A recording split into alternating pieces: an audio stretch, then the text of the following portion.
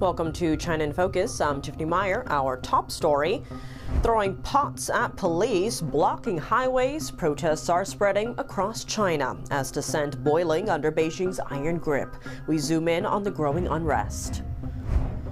This October 1st marks 76 years of the Chinese Communist Party's tyranny in China. Chinese people around the globe are calling for an end to the party's rule. What's Golden Week, China's National Day holiday, like this year? Where does China's economy stand overall? An expert weighs in. And the Chinese economy is basically stagnant.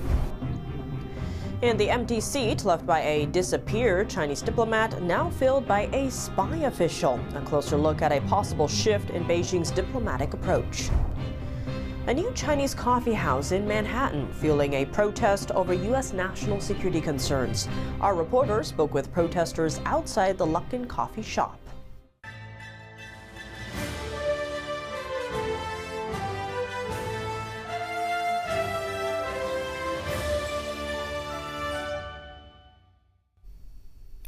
Blocking traffic and even throwing pots at police officers, protests erupted across China in the days leading up to Wednesday's anniversary, marking 76 years since the Chinese Communist Party took over. Beijing has been holding events each year to mark the day. In China's southwestern Yunnan province, dozens of street vendors clashed with urban law enforcement and police last Saturday. Vendors threw pots and stools during the confrontation. The clash broke out after local urban law enforcement officers suspended their stalls and asked for extra fees. The vendors refused, saying they had faced eviction before, even after paying what was required. For many vendors, their stall is the family's only income. Authorities could have asked what our demands are, but they didn't. They just came to evict us. We have to make a living. My kid has to go to school. When vendors refused to leave, tensions boiled over, leading to clashes with the officers trying to evict them. After one vendor was beaten, others started throwing objects from their booths at the police. Several vendors were reportedly hurt and arrested. Authorities also took some food carts. Similar protests are happening across the country. In central Henan province, street vendors blocked traffic last Thursday to protest the closing of their night market. They want compensation from local authorities. In southern Guangxi province, villagers surrounded police after officers arrested a man defending their rights. The villagers were protesting against a company trying to take their forest land for mining. The crowd left only after police released the man. Up north in Hebei province, residents blocked roads for 2 days outside the local administrative office to protest the demolition of their homes. Their houses were torn down for urban development 7 years ago, but the residents say they still haven't received new housing or compensation to help with the move. Also in Hebei, construction workers blocked a highway toll booth to demand payment. They helped build the highway, but say they haven't been paid a cent. We put sweat and tears into this, but you didn't pay us after finishing the job. What are you doing? Local media covered the new highway opening but left out the protest. And further north, in China's Inner Mongolia region, about 200 small business owners protested for 4 days outside the local administrative office against higher heating bills. They clashed briefly with police. After the protest, officials canceled the price hike. As the Chinese Communist Party marks 76 years of rule, Chinese people in the U.S. and worldwide are protesting its brutal tyranny. Let's hear their stories and what they are standing up for. NTD's Flora Hua has the report.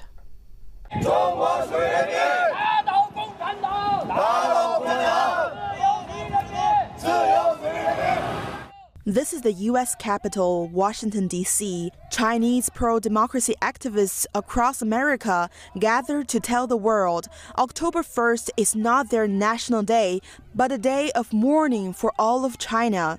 During times of peace, tens of millions of Chinese people have died under the CCP's tyranny. From the violent political campaigns and the Great Famine to the Tiananmen massacre and the COVID-19 pandemic, these Chinese protesters marched in front of the Chinese embassy, Capitol Hill, and the White House. Younger generations also took part in the anti-CCP movement, raising awareness of the Chinese regime's tactics. On one hand, the CCP maintains authoritarian rule through repression. On the other hand, it uses united front tactics to deceive and divide us. Moving north to Canada, Taiwanese, Hong Kongers, Tibetans, Uyghurs, and people from different backgrounds also held anti-CCP demonstrations in front of the Chinese consulate. CCP lies, people die! Falun Gong, a spiritual discipline originated in China, has been persecuted by the CCP for over 25 years. International rights groups report that the regime even steals organs from imprisoned practitioners for huge profits. The CCP trades in live organs and continuously imprisons dissidents who oppose it. This, among other actions, represents the greatest harm that totalitarianism has inflicted on our present generation of human civilization. Chinese people in Germany and the Netherlands are also calling for an end to the tyranny of the Chinese Communist Party. Flora Hua, NTD News. Golden Week, China's National Day holiday. It used to be the big travel and spending season before the pandemic. So what's it like this year, and where does China's economy stand overall? We spoke with Christopher Balding for his take. He was a professor at Peking University's HSBC School of Business until 2018, when he was fired for pushing back against censorship. Now he's the founder of Sifter, smart social media platform, and New Kite Data Labs, a think tank focused on China, data technology, and the economy. Christopher Balding, thank you so much for joining us. Great to have you back on the show. Thank you for having me, Tiffany. And there's a big focus on this year's National Day in China, but what are you watching out for in terms of the economic situation around this year's holiday? Well, I think there's a big emphasis in China this year on stimulating consumption. Earlier in the first half of this year, they rolled out a lot of consumption subsidies. And those consumption subsidies cost a lot of money, and they were used very, very rapidly. They've rolled out some additional subsidies, which have taken hold, but they're still having trouble stimulating consumption, even though that is a primary focus. But I think that is what I'm going to be watching. And then within a couple of months, we also have the annual big economic conference in Beijing coming up. So I think this is a very interesting time to watch signals on what Beijing is going to say about the economy and how they're going to try and basically jumpstart. Now, in terms of boosting this economy, we saw a lot of authorities are banking on domestic travel during the 8 Golden Week holiday that they call it. There's a lot of focus on, say, planes, trains, and cars, and of course hotels and whatever spending there. According to one authority, this year there's an expected 2.4 billion journeys. That's up from last year's 2 billion. How much of an impact will that have on the consumer economy? I would be very, very skeptical of that number, because that would be, if the numbers you're quoting are accurate, I've not seen those specific numbers, that would be a 20% increase from last year, and that would be quite steep. I mean, I can say very clearly, this time of year is one of the times of year when China goes on vacation. I do think one of the patterns that you are seeing in the Chinese economy, especially when it comes to travel, is that you do have more people traveling. But one of the things you have is you have people spending less when they get there. So they'll bring instant noodles maybe rather than go out to dinner at a nice restaurant, as an example. So one of the things that is very clear is you're seeing people move, you're not seeing them spend in larger amounts. And that seems to me to indicate people are basically digging in for the long haul. This isn't seen as some type of short-term change. So they want to go and travel, see friends, things like that. They don't necessarily want to spend the money. I want to zoom in on China's youth, because a lot of analysts are noting that, say, Gen Z or China's youth, they've watched their personal freedoms declining under Xi Jinping because he's getting more and more authoritarian. At the same time, they're also seeing their job prospects dwindling inside of China.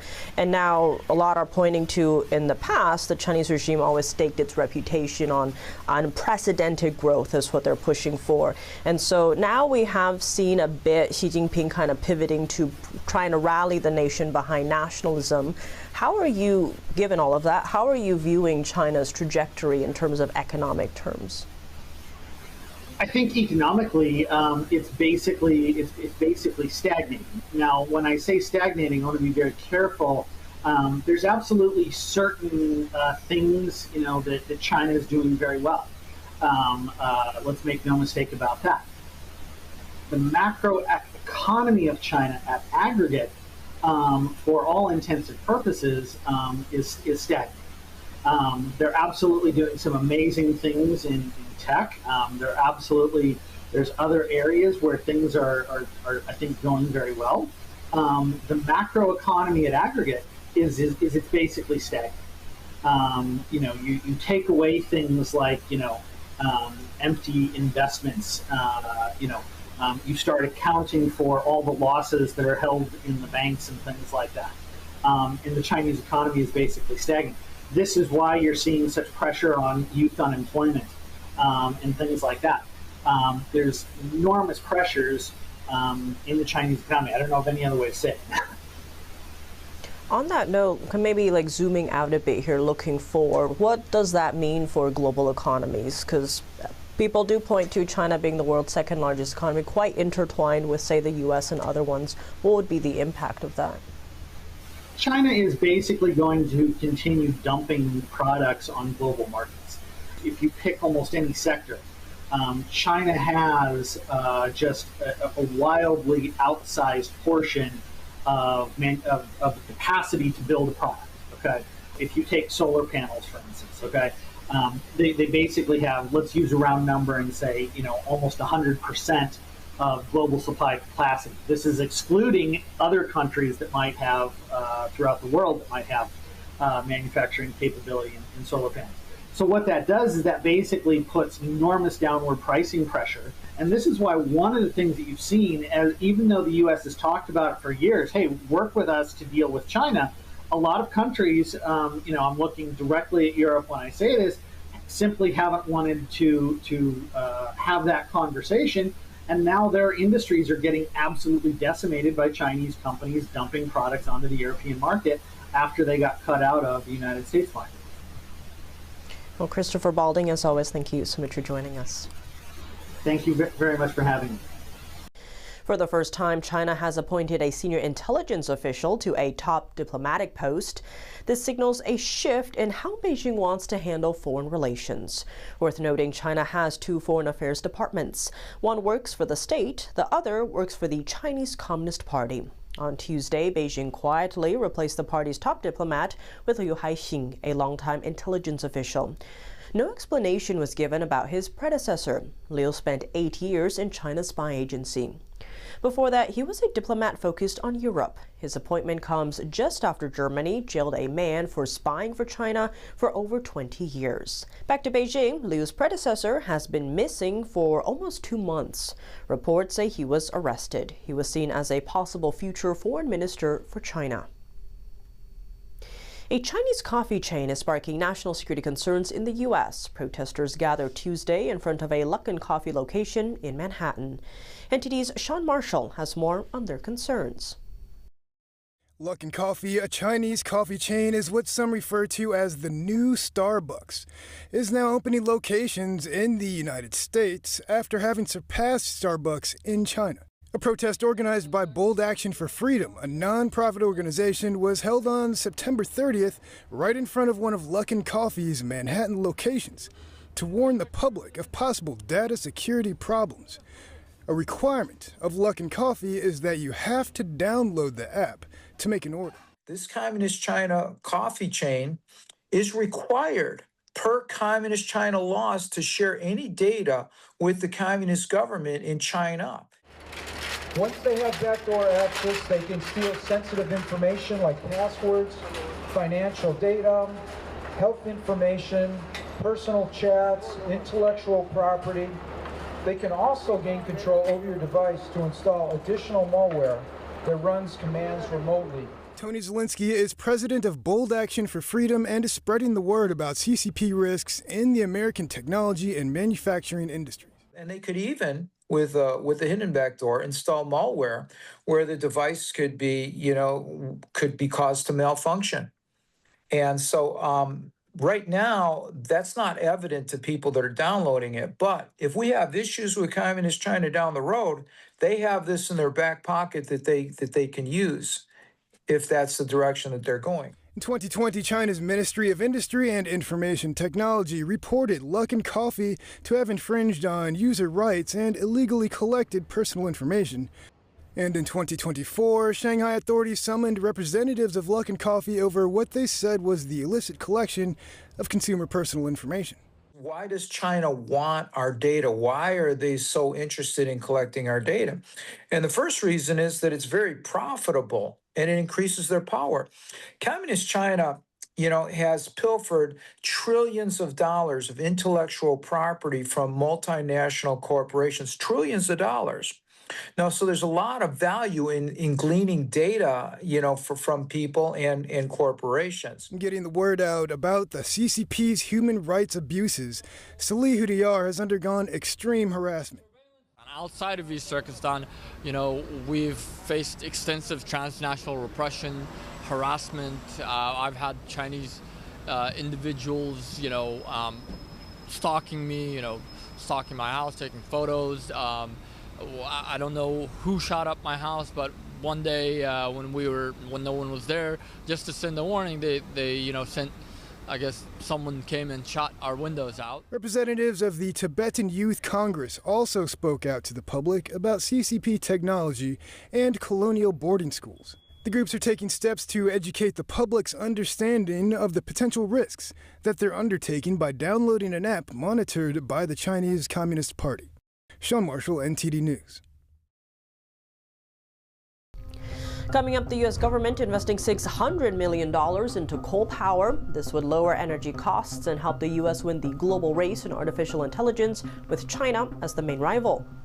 China opened up 93 gigawatts of coal last year. 1 gigawatt runs Denver.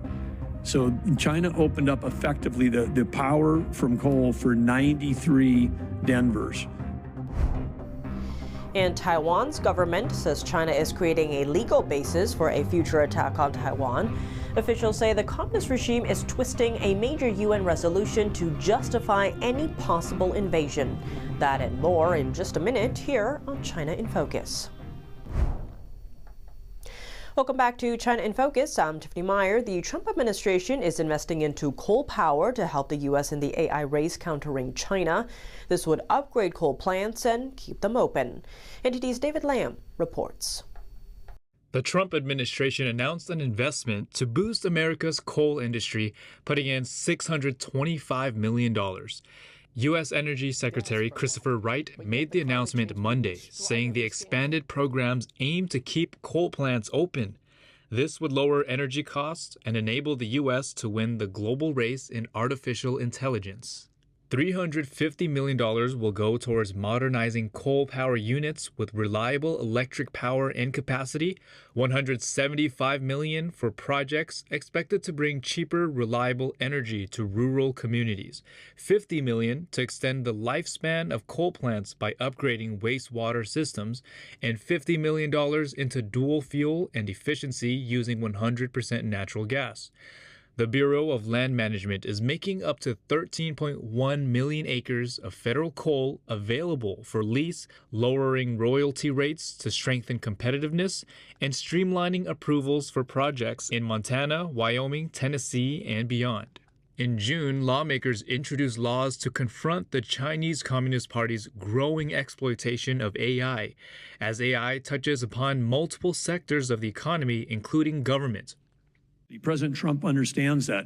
He understands that last year in China opened up 93 gigawatts of coal last year. 1 gigawatt runs Denver. So China opened up effectively the power from coal for 93 Denvers. These actions follow the passing of the One Big Beautiful Bill Act. Wright said that coal has been under assault for years, even though it's vital for America's industrial might. The programs also aim to add what he called pollution control so that coal plants run cleaner and better. David Lamb, NTD News.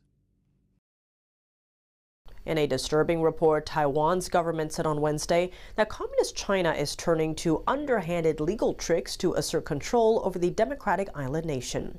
It says Beijing is employing a misleading interpretation of a key UN resolution to create the legal basis for a future attack. Here's a closer look. China says that 1971's UN Resolution 2758, which led to Taiwan's expulsion from the body and Beijing assuming a seat at the UN. China is saying that that gives international legal backing to its claims over the island. Taiwan was formerly called the Republic of China. Its government fled to the island in 1949 after losing a civil war with Mao Zedong's communists.